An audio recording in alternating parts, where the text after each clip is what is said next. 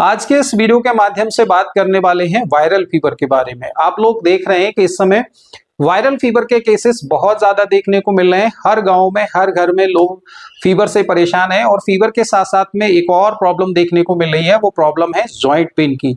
आप लोग देख रहे हैं कि जो व्यक्ति शाम को अच्छे से सो रहा है, सुबह देखने को पता चल रहा है कि वो व्यक्ति अपने बिस्तर से नहीं उठ पा रहा है, इतना ज्यादा उसको बॉडी पेन है। और मैंने पिछले 8-10 दिन में बहुत सारे पेशेंट अपने गांव में देखे और एक चीज मैंने देखी जिसको मैं यहाँ पे एड्रेस करना चाहूंगा कि लोग इस तरीके का मेडिकेशन यूज कर रहे हैं, इस तरीके की कुछ दवाइयां ले रहे हैं, शायद उन दवाइयों की उन्हें जरूरत नहीं है। मैंने जितने भी पेशेंट देखे और जो बाहर से मेडिकेशन ले रहे हैं, बहुत सारे डॉक्टर्स इसमें इस तरीके की दवाइयां दे रहे हैं, जैसे एक्सेस स्टेरॉइड का यूज कर रहे हैं, एक्सेस एंटीबायोटिक का यूज कर रहे हैं। तो मैं आपको बताना चाहूंगा कि अभी जब ये दवाइयां जब आप ले रहे हैं तो इनसे आपको हो सकता है कि राहत हो, लेकिन आने वाले समय में ऐसी बहुत सारी रिपोर्ट आ रही है कि अगर छोटी छोटी बीमारियों के लिए आप एक्सेस एंटीबायोटिक यूज करते हैं, एक्सेस स्टेरॉइड यूज करते हैं, तो आने वाले समय में आपके शरीर पर दुष्परिणाम देखने को मिलेंगे। आपको इस तरीके की बीमारियां हो सकती है जिनकी आपने कभी सोचा नहीं था। हो सकता है कि आने वाले समय में आपको डायबिटीज हो जाए, हो सकता है आने वाले समय में आपको हार्ट की प्रॉब्लम हो जाए, हो सकता है कि आपको आने वाले में सुनाई देना बंद हो जाए, क्योंकि जो स्टेरॉइड आप यूज कर रहे हैं, जो एक्सेस एंटीबायोटिक यूज कर रहे हैं, इससे आपका इम्यून सिस्टम यानी बीमारियों से लड़ने की जो क्षमता है वो कॉम्प्रोमाइज हो रही है। मैंने देखा लोगों पे कि अगर वो पेन किलर ले रहे हैं, जैसे एग्जांपल के तौर पे डाइक्लोफेनिक ले रहे हैं, तो उसके साथ बैटिसोल ऐड कर रहे हैं। डाइक्लोफेनिक के साथ में लोग डेक्सामेथासोन यूज कर रहे हैं। ये इस तरीके की दवाइयां हैं जो लाइफ सेविंग है, इमरजेंसी ड्रग है। मैंने देखा कि बहुत सारे लोग दिन में 3-3 बार लोगों को वाइसोलिन और प्रेडनिसोलोन जैसे जो इंजेक्शंस दे रहे हैं। मैं देख रहा हूं कि 2-2 ग्राम जो है एमोक्सिसिलिन इंजेक्शन दे रहे हैं लोग। तो प्लीज ऐसा ना करें।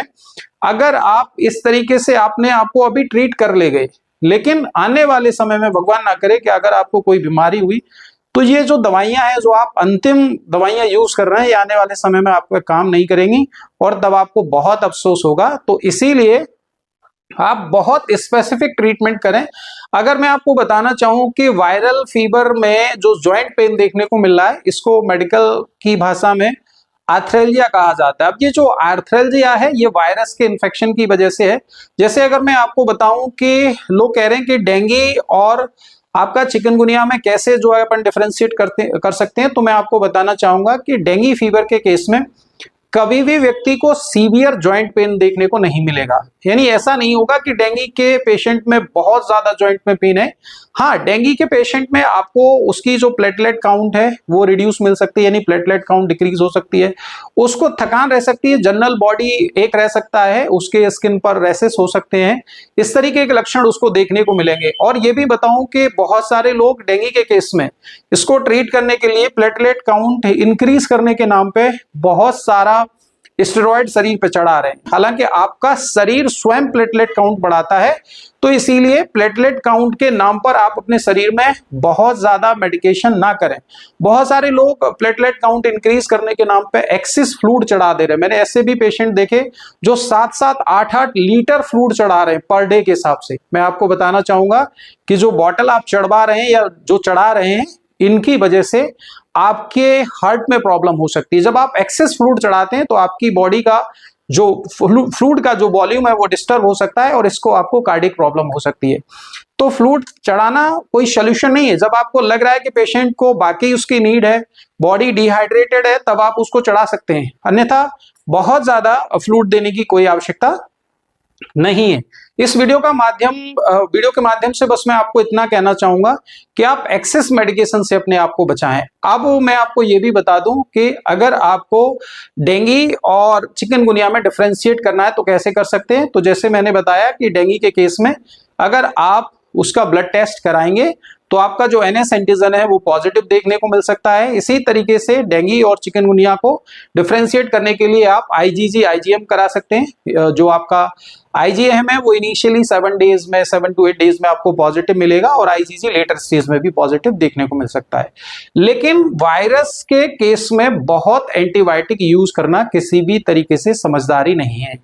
अगर आपको लग रहा है कि वायरस की वजह से हाई ग्रेड फीवर है, तो उसमें कुछ बेसिक एंटी इंफ्लेमेटरी ड्रग दे सकते हैं आप, आइबुजेसिक टाइप की ड्रग दे सकते हैं, पैरासीटामोल उसके लिए सेफेस्ट ड्रग मानी जाती है, पैरासीटामोल दे सकते हैं। आपको मैं आज ये बताना चाहूंगा कि जॉइंट पेन की जो प्रॉब्लम है आप इसको किस तरीके से बिना मेडिकेशन के टैकल कर सकते हैं, और मैंने बहुत सारे पेशेंट अभी रिसेंटली ठीक किए हैं। मैं आपको बताऊंगा कि पोस्ट वायरल जो पेन है आपको बताना चाहूंगा कि उस स्थिति में आपको क्या करना है। जब आपको फीवर ठीक हो गया है और बॉडी में आपको बहुत ज्यादा जॉइंट में पेन हो रहा है, तो उस दशा में आप अपने आप को हाइड्रेट रखिए, यानी फ्लूइड की मात्रा ज्यादा लीजिए। जो नॉर्मल आप पानी पीते थे उससे 1.5-2 गुना पानी की मात्रा ज्यादा पीजिए। आप जूस ले सकते हैं। एक्चुअली जब बॉडी में वायरल इन्फेक्शन होता है तो हाई ग्रेड फीवर की वजह से बॉडी डिहाइड्रेट हो जाती है, और डिहाइड्रेट होने की वजह से जॉइंट में स्टिफनेस आ जाती है, इसकी वजह से आपको पेन होता है। साथ ही साथ मैं आपको यह भी बताना चाहूंगा कि जिन लोगों को बॉडी में पेन हो रहा है, जॉइंट में पेन हो रहा है, वो आप कुछ बेसिक से स्टेप फॉलो करिए कि आप अपने जॉइंट को वार्म रखिए, आप अपने जॉइंट को गर्म रखिए, जिससे अगर गर्म रहेंगे तो उस एरिया में ब्लड की सप्लाई ठीक रहेगी और इससे आपको पेन नहीं होगा। दूसरी चीज आप एक और काम कर सकते हैं कि 1 ग्लास दूध के अंदर थोड़ा सा हल्दी डाल के आप उसे बॉईल करिए। आप जानते हैं कि हल्दी के अंदर एंटी इंफ्लेमेटरी प्रॉपर्टी होती है और उसकी वजह से आपकी जॉइंट की स्वेलिंग कम हो जाएगी, आपको बॉडी पेन कम हो जाएगा। आपको फीवर अगर सस्टेन फीवर रह रहा है, आपको लग रहा है कि फीवर अभी गया नहीं, तो उसके लिए कुछ आयुर्वेदिक मेडिसिन जैसे सुदर्शन घनबटी का यूज कर सकते हैं, गिलोय घनबटी का यूज कर सकते हैं, गिलोय का काढ़ा ले सकते हैं। ये दवाइयां मैं इसीलिए बता रहा हूं, मैं ये नहीं कह रहा कि आप आयुर्वेद की तरफ ज्यादा जाइए, लेकिन मैं ये बता रहा हूं कि excess antibiotic, excess steroid use से आप बच सकते हैं और इससे आपको राहत मिलेगी। साथ ही साथ में दूध के अंदर आप शुंठी पाउडर या अदरक मिला करके, अदरक डाल करके दूध को बॉयल करके ले सकते हैं। अदरक के अंदर भी एंटी इंफ्लेमेटरी प्रॉपर्टी है। तो इस तरीके से हाँ, अगर आपको लग रहा है कि आपका जो पेन है वो बहुत सीवियर है, ये सारी स्टेप यूज करने के बाद भी अगर आप ठीक नहीं हो रहे हैं, तो उस दशा में किसी स्पेसिफिक डॉक्टर से, क्वालिफाइड डॉक्टर से संपर्क करें।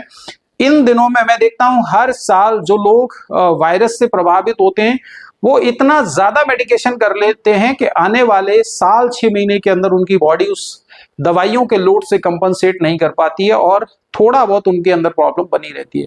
तो एक्सेस एंटीबायोटिक यूज करेंगे तो आपकी गट का माइक्रोफ्लोरा पूरी तरीके से खत्म हो जाएगा, आपको डाइजेशन से रिलेटेड इश्यू होने लगेंगे, आपको ब्लोटिंग होने लगेगी, आपको पाचन आपका प्रभावित जो होने लगेगा। साथ में एक और प्रॉब्लम मैंने देखी है, उसको भी मैं एड्रेस करूंगा कि जो लोग अमीनोग्लाइकोसाइड जैसे एंटीबायोटिक का यूज कर रहे हैं, मैं आपको बताना चाहूंगा कि जिन व्यक्तियों की उम्र 50-60 साल से ज्यादा है, अगर आप उनके अंदर बहुत ज्यादा अमीनोग्लाइकोसाइड यूज करते हैं, अमीकासिन जैसे इंजेक्शन यूज करते हैं, तो इनके अंदर एक प्रॉब्लम हो सकती है। वो प्रॉब्लम है डीफनेस की, यानी बहरेपन की। ऑलरेडी आप जानते हैं कि जैसे जैसे उम्र बढ़ती है हम सुनना व्यक्ति कम कर देता है, और उस केस में भी आप अगर इस तरीके के इंजेक्शन दे रहे हैं तो हो सकता है कि आपकी दवाई से वो व्यक्ति परमानेंट सुनना बंद कर दे, यानी बहरा हो जाए। तो आप जो भी दवाइयां यूज कर रहे हैं, प्लीज एक्सेस मेडिकेशन अपने आप से ना करें और हमेशा क्वालिफाइड डॉक्टर से कंसल्ट करें, क्योंकि मैंने अभी 10-15 दिन में बहुत सारे ऐसे केसेस देखे हैं जहां पे मेडिकेशन की आवश्यकता नहीं है। लोग एक दिन में जो है क्या प्रेडनिसोलोन जैसे इंजेक्शन दे रहे हैं, 2-2, 4-4 ग्राम जो है क्या एमोक्सिसिलिन जैसे इंजेक्शन दे रहे हैं। तो प्लीज ऐसा ना करें, बहुत बेसिक दवाइयों से आप अपने आपको मैनेज कर सकते हैं। और अगर आपको जॉइंट पेन से रिगार्डिंग, फीवर से रिगार्डिंग कोई इश्यू है, कुछ आप पूछना चाहते हैं, तो आप दिए नंबर पे मुझे कांटेक्ट कर सकते हैं। साथ ही साथ वीडियो में कमेंट कर सकते हैं और अपनी जो भी क्वेरी आप मुझे पूछ सकते हैं। Thank you all.